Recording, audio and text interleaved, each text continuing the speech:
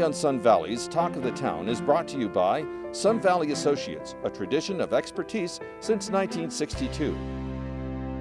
And McLaughlin and Associates, Jim McLaughlin, architect, adding character to Sun Valley, one building at a time.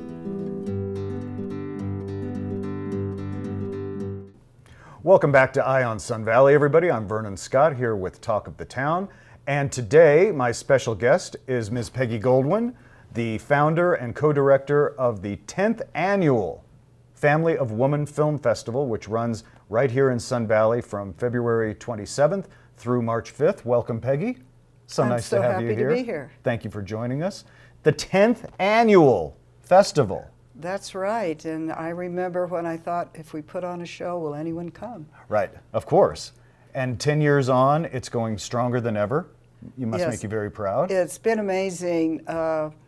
And I owe a lot of the success today to my co-director, Stephanie Parentio, who unfortunately couldn't be with us. She joined me as co-director about 5 or 6 years ago, and we've just kept getting bigger and bigger every year, which is so exciting. And what was the genesis of the film festival? How did you decide to take this on as a passion project, and how did it all get started? It started when I went on the board, the American Board of the United Nations Population Fund, which is the UN agency for reproductive health and the rights of women. Mm-hmm. And most Americans don't know it exists, don't know what it does, or why it's even important to have a special UN agency for women's issues. Right. And my job as a board member was to tell people what it does and why it's important. And coming from the film business, I thought the best way to do it was to personalize it, to tell stories about individual women and the hurdles they face in their lives. And then people would get that aha moment, now I get it. Well, and it does take the conversation out of the clinical, numbers and pages kind of examination. And you're absolutely right. If you can personalize it in terms of drama, and put it up there on the screen, not only is it entertaining, but certainly thought-provoking at the same time. And I think that's the beauty of film, of course, is that it has the opportunity to reach in and really grab people on an emotional level rather than just an intellectual level. Yes, you're quite right. And then people, if they want to go look up all the statistics and the numbers, we have all of them for people who want to pursue it further, which is wonderful. Well, because it does turn people on to things that they've never thought about before. And especially, it seems that right now, in American history anyway, the critical issues that pertain to women seem to be very much in the forefront of our thoughts right now, maybe more so than any time since the 60s or early 70s, where what it means to be a woman, the reproductive rights, the access to health care and everything else, I mean, we're used to looking at those issues as being threatened or unavailable in developing nations, but all of a sudden, right here at home, we're suddenly living in a time where those things are in question again. And so it would seem, a perfect matter of timing for the Family of Women Film Festival. Well, you're quite right. It's drawing a parallel. At the beginning, because it was the United Nations Population Fund, which works in developing countries, not in countries in Western Europe or United States, Canada. Right. But then I realized people weren't drawing the parallels.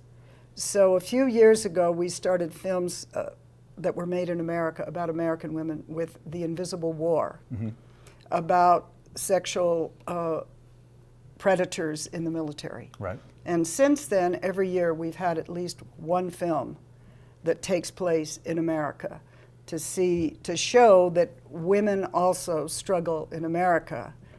Absolutely. And there are still attitudes about women, about sexuality, about their position overall in society that maybe in degree are somewhat different than developing countries, but it's the same issue. Well, it's still, that's why the film festival is so aptly named. It is the family of woman, and women's issues and women's concerns. There's a universality to it that applies to the gender across the board.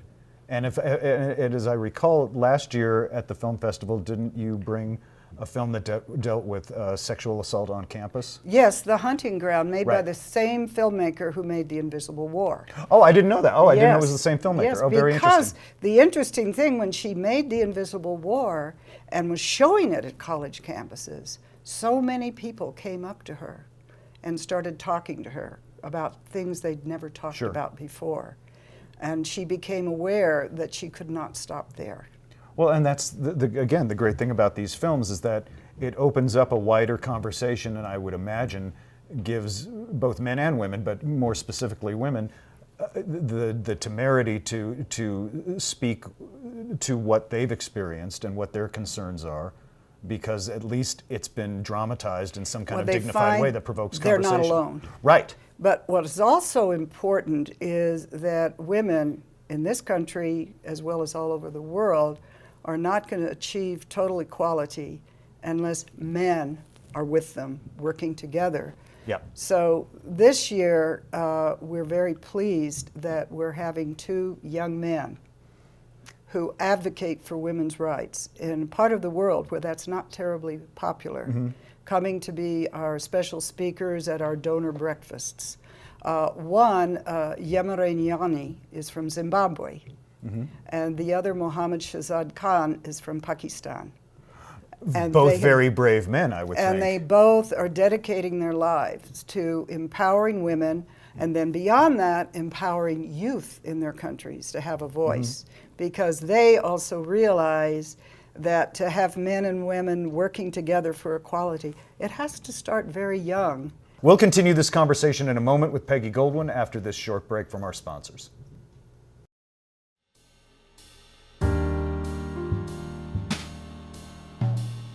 Stephanie Sellers, a wine consulting company specializing in collector services.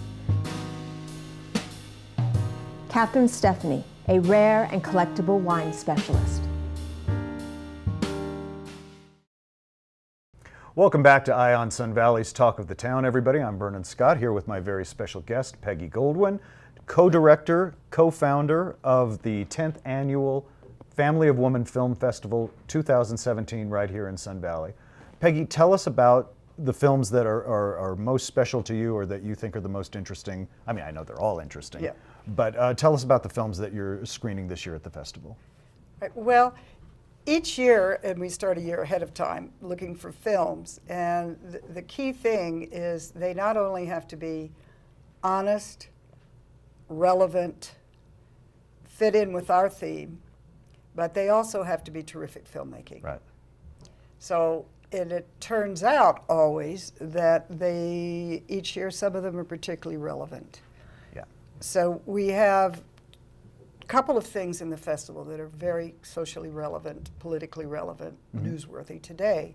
One is the film No Le Digas a Nadie, or Don't Tell Anyone, which is about dreamers. In the Obama administration, he created the DREAM Act. This was to benefit the young people who were brought to this country as children by undocumented parents. They've grown up in this country. It's the only one they know. English is, in many cases, the only language they know. Right.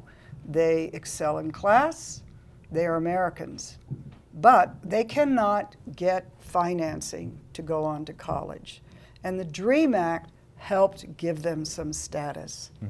So they could get student loans, so they could continue with their lives and come out of the shadows. Right.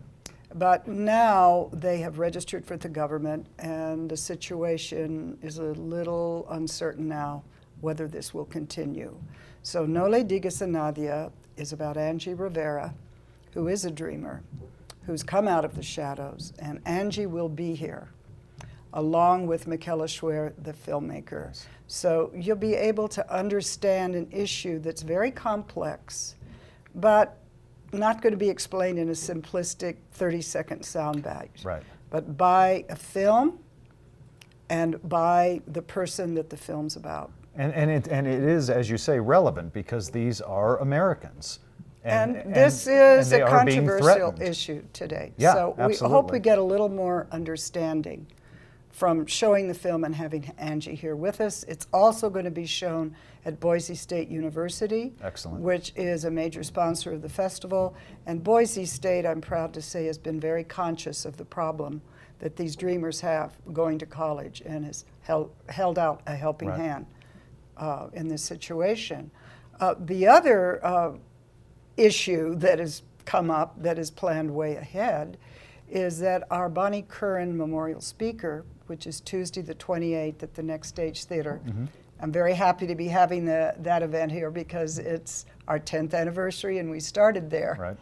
Is And soon to be no more. And soon to be no more is Sarah Costa, who is the director of the Women's Refugee Commission.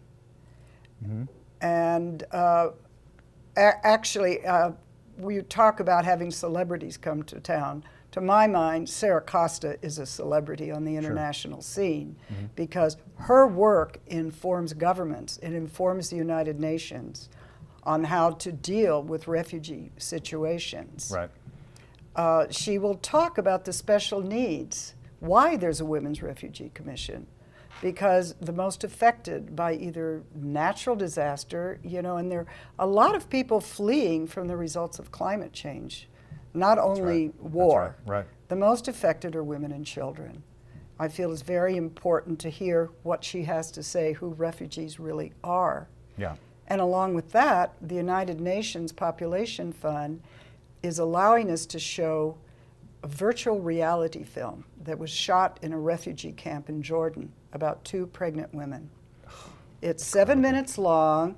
You sit on a stool wearing the goggles, as you have to because you're going to want to go like this and Right. see everything that's Right. happening. But you are in the camp. An immersive experience. It's an immersive experience. We're going to show it at the community library, 3 hours a day, Monday, Tuesday, Wednesday, and then the community campus in Haley, Monday, Tuesday, Wednesday. So a lot of people, because it's only 7 minutes long, will be able to go in and to have this experience, to know what it's really like to be a refugee. And again, I mean, the power of the festival and the power of film is such that I can't think of 2 more pressing or omnipresent sociological issues that we as Americans are dealing with now than the dreamers and the refugees. I mean, these are hot button, in the news everyday topics. And they tend to be depersonalized and desensitized because it is, as you say, sound bites that mean nothing. Well, I'll tell you to about most another people. refugee story Yes. that we're closing the festival with. And we have films that are suitable for younger children, like 10-year-olds. Right. And this is called Sunita. Sunita and her family fled Afghanistan and became undocumented immigrants in Of what Iran. country? In Iran. In Iran. Right. And her family were poverty-stricken, and the only way they could see to help Sunita have a safe life was to get her married when she was 15. Well, Sunita had other ideas. She was a musician, a singer, and a rapper. Wow. So there she was in Iran, and she had this young man that she was rapping with. So this, not everybody in these countries are isolated. Right. She got to a recording studio and recorded a rap against childhood marriage, which went viral. That's It all went it all takes. the way around the world, and a foundation in America heard about it, who had worked in both Pakistan, Iran, Pakistan, Afghanistan, went over and managed to help her get papers and brought her to the United States. So she is coming to close the festival. How She magnificent. now has been going to school here. She's graduated from ESL. Please tell me she's going to rap. She is going to rap for us live. Oh, We're going to see fantastic. that video that went viral, and she will sing the song live. Oh, how fantastic. And that closes the festival with the matinee. But then we have another film on Friday night called The Eagle Huntress. Right. And that is suitable for all ages. There's a tradition in Mongolia of eagle hunting that goes back hundreds of years, passed down from father to son. But now a 13-year-old girl is becoming the first woman eagle huntress. How magnificent. So this is an amazing film. And, you know, our people who come go and interact with the students. We have student ushers that volunteer to work the various events. Right.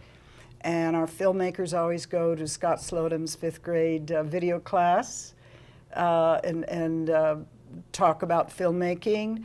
We have the 2 young men who are coming to speak about their work for empowering women, talk to the students at Wood River High School. Excellent. So we have a great educational outreach, and we have a very important film opening the festival that I think that most of our young people don't know about that issue. It's a major human rights issue, and I'm so happy that it's coming to the fore. We've been allowed a special sneak preview because I think it's going to premiere at the Toronto Film Festival. What is the name of the film? It's called The Apology, and it's about the so-called comfort women in World War II who were kidnapped by the Japanese Imperial Army and forced into brothels. Right. These women are now 70s, 80s. One is close to 90. From China, there's a woman from China, one from Korea, and one from the Philippines. All they want is an apology for what was done to them. And the moving thing about this film is that young people from their countries are coming together to support them and to help them achieve justice.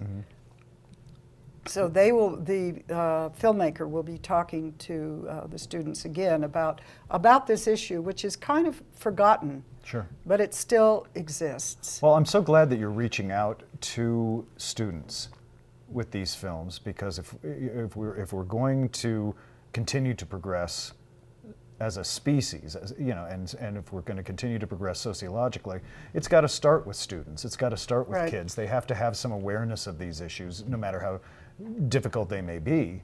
If they're going to provoke change, they've got to become tuned into this at an early age. And so the opportunity that your festival presents to young people in the Wood River Valley is just, you know, it's incomparable. I mean, it's really important. So congratulations on putting this together. I know it's a passion project of yours, obviously, 10 years in. And I think it's a very dignified and special thing that you're bringing to the community, and Thank something you. that we don't see enough of.